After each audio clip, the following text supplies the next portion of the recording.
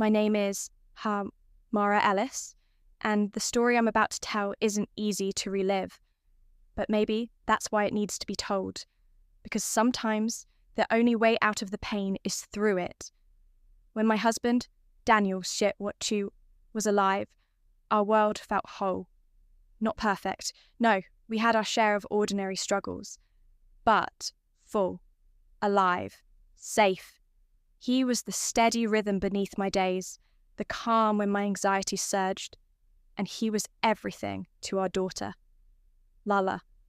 There was a light in her eyes when he walked into the room, a light I now struggle to keep lit on my own.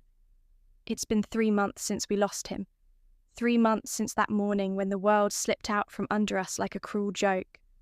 1 minute, he was sipping coffee, smiling at Lila's lopsided ponytail. The next, he was collapsed on the floor, unresponsive. A heart attack, the doctors said. Fast, sudden, unforgiving.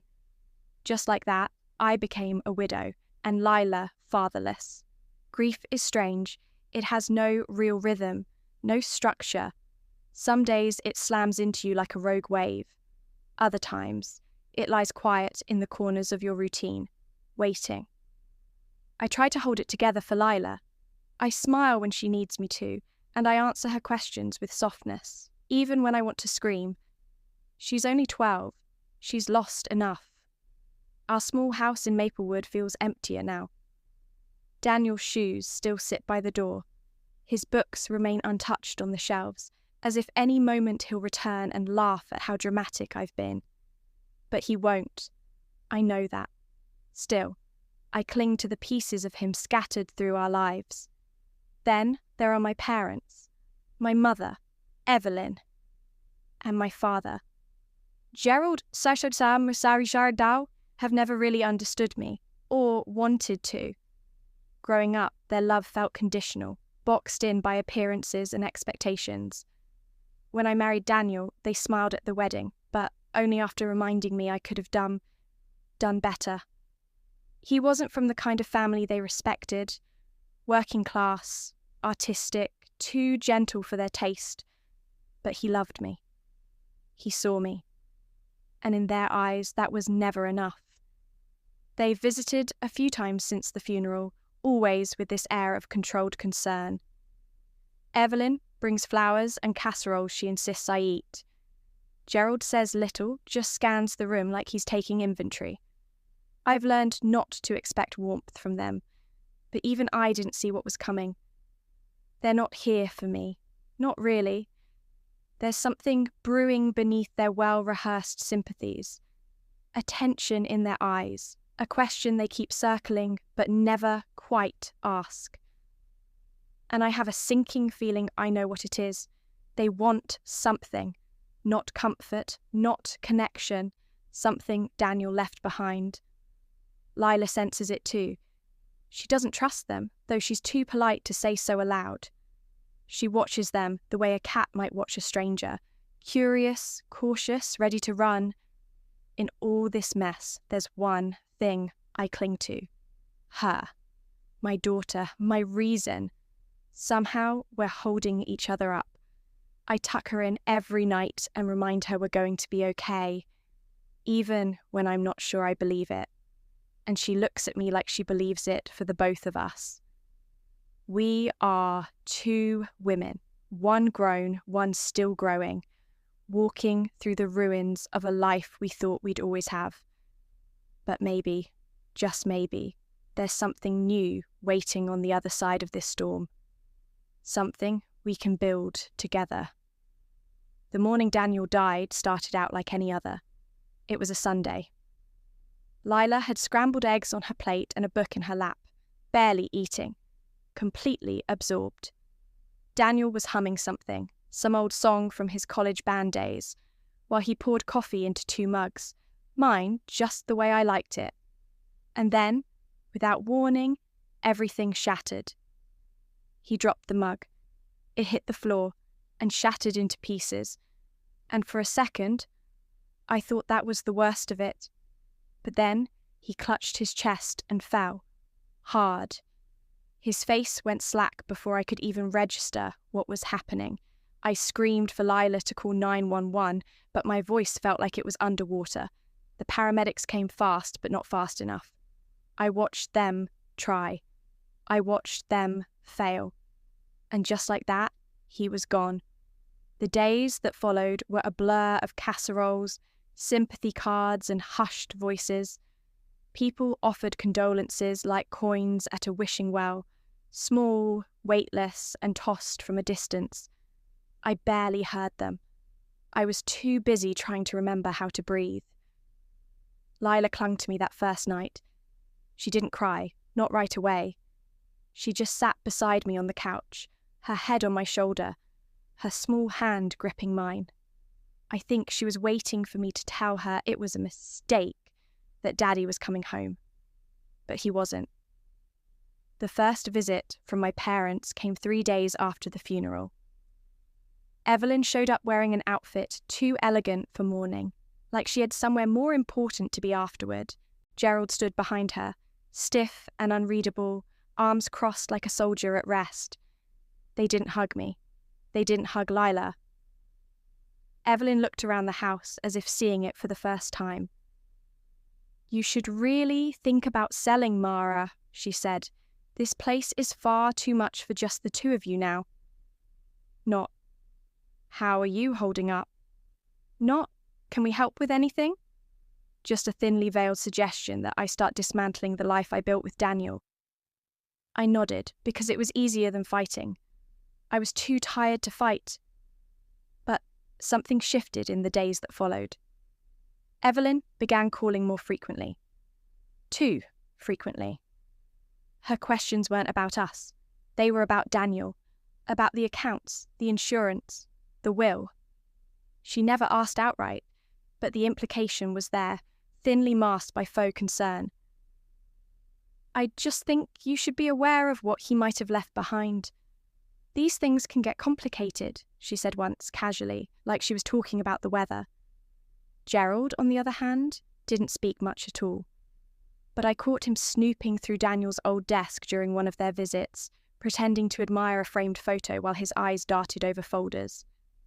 That was when the pit in my stomach solidified into something heavier. They weren't here for us. They were here for whatever they thought they could take. I didn't say anything to Lila at first. She had enough to carry. But she's sharp. Too sharp sometimes. One night, as we sat on the back porch in silence, she looked at me and said, "Grandma doesn't love you, does she?" I didn't answer. I couldn't. She turned to me, her voice small but steady. "I think they want something, Mum." From Dad, I looked at her and saw Daniel in her eyes. Brave, observant, unshakable. That night, Lila began writing something on her own. A letter she wouldn't let me read yet. She said it was important. I didn't press. Some part of me already knew it would be. The shift came quietly, less like a storm and more like a slow, persistent leak. My parents' visits increased, always uninvited, always unannounced. Evelyn brought cookies one day, a stack of old family photo albums the next. She smiled too much. Her words were syrupy, too sweet to be real. "You know, Mara," she said one afternoon, sitting primly on my couch, "it would make sense for you to let us help manage Daniel's affairs. With all this paperwork and grief, you've never been good with that sort of thing." I sat still, hands clasped in my lap. She had no idea what I was capable of. Not really. "I have everything under control," I said quietly. Gerald was in the kitchen, flipping through our mail without bothering to hide it. Lila watched him from the hallway, lips pressed together. She was holding a worn notebook close to her chest, the one she'd started after Daniel died, the one she never let me read. That evening, she finally opened it to me. She sat across from me at the dining table, her hair tucked behind her ears, that serious look on her face that made her seem older than 12.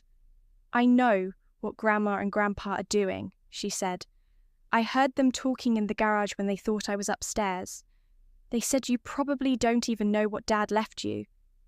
They said they could guide you through the legal stuff. so they could get something out of it. My chest tightened. I wanted to protect her from this. I wanted her to be a kid, not a shield. But that was no longer an option. I wrote a letter, she continued, sliding the notebook toward me. For them. It has the truth. Inside the notebook, she had handwritten a message addressed to my parents. She'd included a copy of Daniel's will, one I'd shown her, carefully explaining its meaning weeks ago, and something else, a photograph. It was a picture of me, maybe 6 years old, sitting alone on the front steps of my childhood home. My face was smudged, my shoes untied. I remembered that day well. Evelyn had left me outside for hours while she entertained guests inside. Lila had found the photo tucked in a box Daniel kept of important things, a strange collection of love notes, childhood trinkets, and memories he thought mattered. That photo had mattered to him, maybe because it reminded him of what I'd come from and what we were building together. This is proof, Lila said. They don't deserve anything, not after how they treated you. I looked at her, blinking away tears. My little girl had taken it upon herself to protect me, to defend a father who could no longer speak for himself. I don't want them to hurt you, she whispered. They won't, I said, reaching across the table for her hand. Not anymore. We decided to wait until their next visit. No drama, no confrontation, just the truth delivered plainly. Over the next few days, I started noticing things I'd missed. How Evelyn asked questions not to learn, but to measure. How Gerald only looked at Daniel's things when he thought I wasn't watching. How neither of them ever mentioned Daniel, himself, only what he might have left behind. But in our house, something stronger was growing. Lila and I cooked dinner together. We read on the couch in silence. We folded laundry while sharing stories about Daniel, his quirks, his jokes, his quiet kindness. For every crack my parents tried to widen, we were sealing our walls tighter. I didn't know what would happen when we finally handed them that letter, but I knew one thing for sure. They weren't going to take anything else from us. They came on a Sunday, just like before. Evelyn wore pearls, real ones, I'm sure, a subtle display of status she thought would impress or intimidate. Gerald stood beside her in a pressed jacket, the kind he reserved for business meetings or funerals. I suppose, in their minds, this visit was a bit of both. Lila was ready. She sat beside me on the couch, the envelope in her hands. Her fingers were steady. Her eyes, locked on the doorway, were calm and certain. "Hello, darling," Evelyn said to me with a tight smile. "You look tired. You really should take better care of yourself." I didn't reply. Gerald hovered by the window, glancing around like he was appraising the furniture. "This place still hasn't changed," he muttered. "You know, if you sold now, you could probably get a good price. Especially with the right agent." Lila stood. "We wrote something for you," she said. Her voice wasn't loud, but it cut through the room like glass. Evelyn's smile faltered. Gerald looked at her confused. Lila walked over and handed the envelope to Evelyn. "It explains everything."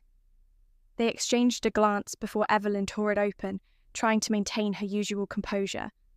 She pulled out the papers, Daniel's will notarized and clear. His wishes were unmistakable. Everything was left to me and Lila. No room for interpretation, no loopholes. Then she saw the photograph. I watched her eyes land on it, and for a moment I saw something unfamiliar in her face. Not guilt, she'd never been one for that, but discomfort. The kind of discomfort that comes from being truly seen. The photo was old, worn at the corners. Me, age 6, alone on the porch in a stained dress, hugging my knees. Forgotten, unloved. The truth of it screamed louder than any words we could have written.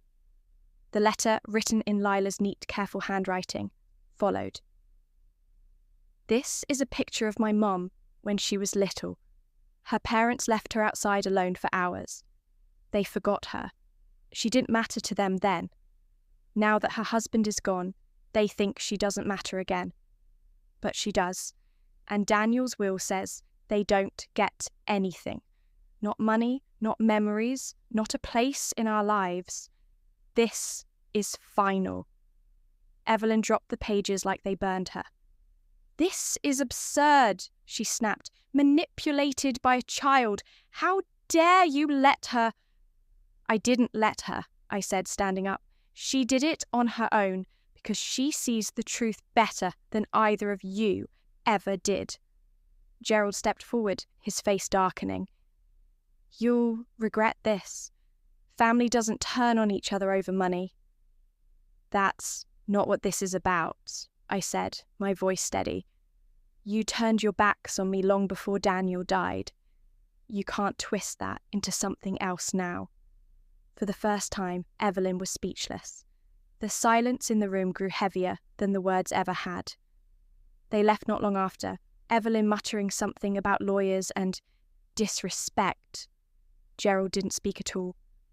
As the door closed behind them, I turned to Lila.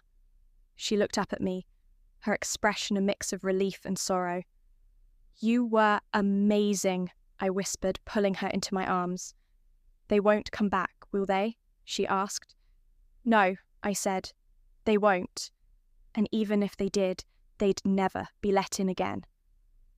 The fallout happened faster than I expected. 2 days after the confrontation, Evelyn began making calls. Extended family, old friends, anyone who'd still take her seriously. She spun her version of events with expert dramatics. I was unwell, grief-stricken, being manipulated by a troubled child. She painted herself as the devoted mother, misunderstood and heartbroken, simply trying to help her daughter manage a complicated inheritance. But no one was buying it. People knew who Evelyn was, they always had. Maybe they hadn't said it before, maybe they were afraid or just indifferent. But now, with the facts laid bare and her performance unravelling, the truth began to echo louder than her fiction. Aunt Rachel, one of the few relatives who'd ever been kind to me, called me personally. I'm so sorry, Mara, she said. I always suspected there was more going on behind the curtain. I wish I'd said something sooner. Her voice cracked, and for the first time in years, I felt like someone in the family actually saw me. Word spread quickly through the small social circles Evelyn had worked so hard to curate. Her stories began to contradict themselves, and the sympathy she'd counted on dried up fast. Gerald didn't make any calls. That wasn't his way. But I heard through a mutual connection that he'd been told to take some time away from the club. Apparently, people didn't like being associated with someone who tried to shake down his grieving daughter for money. Meanwhile, things at home changed. Not dramatically, but deeply. The air felt lighter, like we'd opened a window after years of stale silence. Lila walked taller. She still missed her father, we both did, but there was a growing calm in her, a sense of safety I hadn't seen in weeks. One evening, as we made dinner together, chopping vegetables, music playing low, she looked up at me and said, I don't feel scared anymore. I nearly dropped the knife. I knelt beside her and took her hands in mine. You don't have to be scared. I'll always protect you. She nodded, her eyes shining. I know, but I think I can protect us too now. That night, I started writing again. I hadn't touched my journal in months. Daniel used to encourage me to write, said it helped me find myself when everything felt too loud. So I opened the old leather-bound book he'd given me for our anniversary, flipped to a fresh page, and began. I wrote about grief, about Lila, about resilience. I wrote about finding strength in the ashes, and I wrote about letting go. not of Daniel, but of the people who never deserved to hold space in our lives to begin with. As the weeks passed, I began to reclaim more of our world. I reorganized Daniel's studio and turned it into a quiet reading space for Lila. We went for walks, started volunteering at the library, cooked new recipes that turned out horribly. But we laughed anyway. I wasn't just surviving anymore. I was healing. And so was Lila. We didn't talk much about Evelyn and Gerald after that. There wasn't a need to. Their chapter was closed. Whatever they tried to take from us, they failed. And in the process, they gave us something else, the clarity to move forward without them. It started as an idea scribbled in the margins of my journal. Nothing polished, nothing I expected to share. Just a few words. There has to be more than survival. There has to be purpose.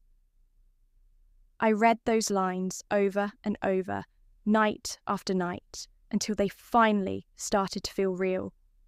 Until I realized what I had to do. The Ethan Graves Foundation was born from that quiet moment of clarity. I started it with the money Daniel left us. Not because I owed anyone anything, but because he always believed in turning pain into something better. He believed in using love like a tool, not a decoration. The foundation offers scholarships for girls, specifically daughters raised in toxic homes who know the weight of silence and the ache of being unseen. Girls like me. Like Lila, if I hadn't broken the cycle in time. It took months to set up, navigating legal forms and local board meetings, but it gave me something vital. Direction. I wasn't just mourning Daniel anymore. I was honouring him. Lila helped with the name. She said, it should be something that sounds like hope. So we added a line to the tagline, for girls who refuse to disappear. The day we launched, we sat together on the front porch with 2 mugs of cocoa and my laptop glowing in the dusk. Our little website went live. Just a page, a mission, and a form. I didn't expect much, but the first submission came through within hours. Then another and another. Girls from all over, sharing stories that cracked my heart open. Lila read each one with me. Sometimes she cried. Sometimes she just nodded, the way Daniel used to when he understood something too big for words. And Lila, God, that girl, she bloomed. She started painting again, something she'd stopped after Daniel died. At first, it was just swirls of blue and black and white, but then came trees, stars, and eventually a portrait of our family. Just the 3 of us. She gave me that painting on what would have been Daniel's birthday. He's still here, she said, tapping her chest. Right here. I see her now, walking through the world with confidence she's earned. She's still young, still figuring it all out. But the bravery in her steps is unmistakable. She knows how to protect her peace. She knows she matters. Sometimes people still ask me if I miss my parents. I usually just smile. The truth is, I grieved them a long time ago, long before Daniel died.